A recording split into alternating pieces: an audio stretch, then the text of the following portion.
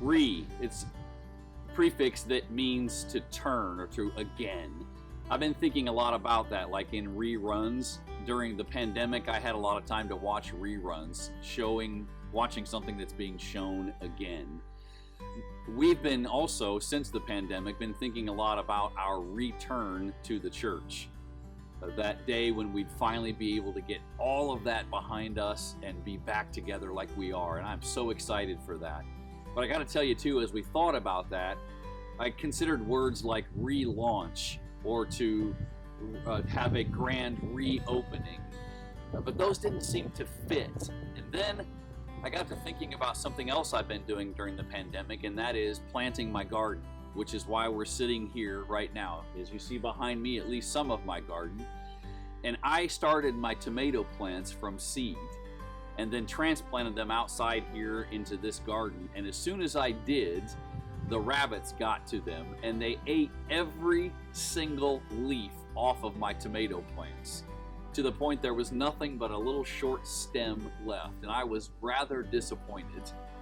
But I watered that stem, I fertilized it, I nurtured it, and I put a fence around them so the rabbits couldn't get them again. And now you can see this tomato plant is 3 feet, maybe more now, and I am excited about that. In fact, I just noticed this morning my first blossom is on the tomato plant, so I'll have tomatoes soon.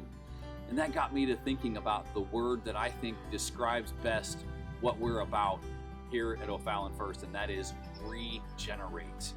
Regenerate is a living word. It is for living organisms that grow something new, just as my plant regenerated its leaves and now will soon bear fruit. That's what we're doing. We're regenerating. We're coming back and doing something again, but we're doing it in a brand new way. As Hannah has talked about it with worship, we're doing that in a new way. And Pastor Brad with community, those will be in new ways as well. Sure, some of those things that we remember that were the richness of our past. And in addition to that, we're doing new things. We've been thinking a lot about that with worship, community, and then finally service. Those will be the 3 things you'll hear a lot about: worship, community, service. And so I want to talk with you just for a second about service. There are going to be a lot of ways that you'll hear about in the near future about how we can be in service in our community.